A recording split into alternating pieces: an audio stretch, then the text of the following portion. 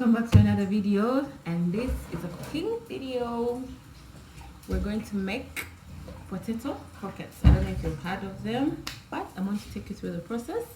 I learned this during my home economics class down in my O-level, and I introduced the recipe home.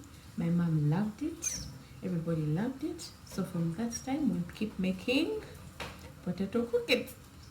You know that video, young. This is Oba. He has just video bombed. So I'm going to take you through the process. Let's watch and hope you like the recipe. If you like it, comment down below. So this is the last time you're going to see me in this video. I'm not going to talk. You're just going to see the actions and the process of preparation. Okay. Enjoy. But first, before we dive into the preparation process, these are the ingredients you'll need. We have to peel the potatoes, obviously.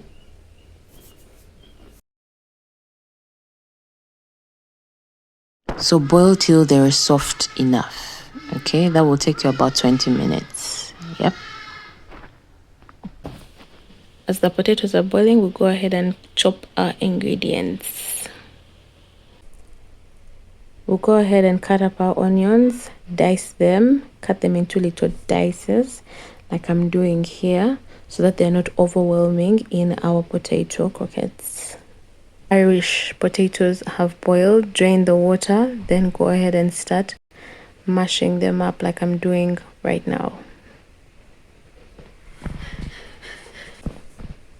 So what you see here is butter, unsalted butter. So go ahead and put it in. This is optional if you like, but this is what I use. So at this point, you can add whatever you want into your mixture, into your Irish potato mash. Yeah, so I use butter like I'm showing you here. Go ahead and mix and mash it up and mix the butter in as much as possible so that it gets to all the Irish, as you can see. So I'm adding the parsley to the mixture and continuing to mix. So that's curry powder. I've added it to my mixture for some more flavor. It tastes good. This is one of the oldest spices in the book. Go ahead and mix. Add some salt. That is salt, not blue band. Sorry. Yeah, so salt is basically a must. You have to taste what you're cooking, yeah? So add the salt. Go ahead and mix it all in there. Add garlic powder to my mix. It gives it an amazing flavor. Yep. Last but not least, the black pepper. Black pepper gives your mixture a very nice flavor. That adds that extra spice, yeah? So put that in. Yep. This part of the mixture aside before I add the onions, because one of the members of the household does not like onions at all. So I put that aside before I add the onions. Now I'm going ahead to crack my eggs and put them into a bowl and whip them up, ready to deep and fry.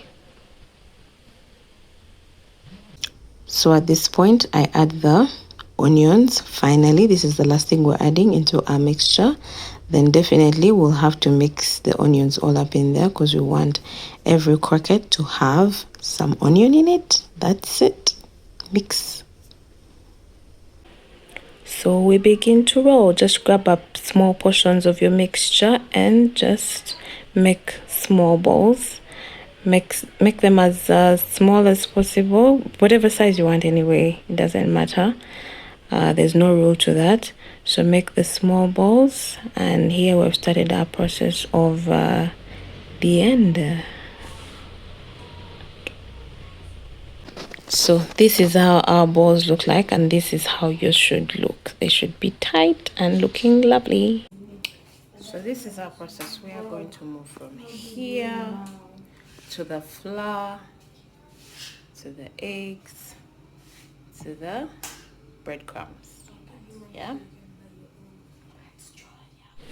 So here I'm clearly demonstrating how you dip the balls into the flour first. Remember, it's flour first. Then you put that ball, make sure it's covered up in the flour.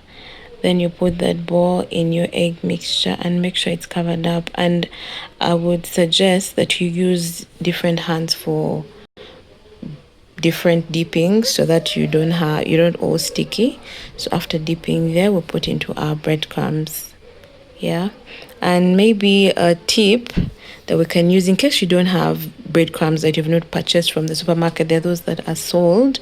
You can go ahead and use bread to make your breadcrumbs. If you have a blender, use your blender to make the breadcrumbs. Just get any piece or a slice of bread, 2 or 3, put them in there, blend them, and you have your breadcrumbs. So this is the end product.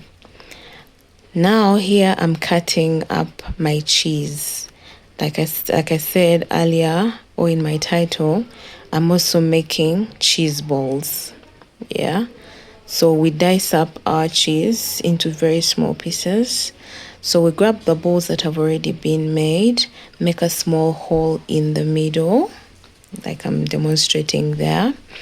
Put a small dice of cheese in the middle. Yeah, like that. And then we'll cover it up. So we make sure that the cheese is directly in the middle. Yeah, it's amazing when you bite into it. So I'm continuing to demonstrate the same. Sorry about that. Yeah, that's how we make our cheese balls. Same process. Yep. The dip it and soaking. This is how the potato cakes or croquettes or cheese balls should look like before frying. Hello to the little helpers as usual. We are frying now. I'm using a deep fryer. It's easier for me right now. Yeah, this is how they should look like, golden brown.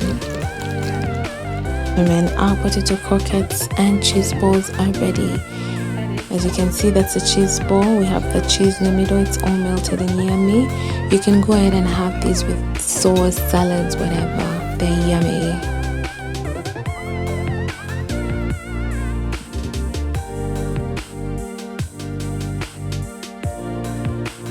So this is it. If you like the recipe, go ahead and try it. And don't forget to tag me in case you try this recipe, alright? Thank you.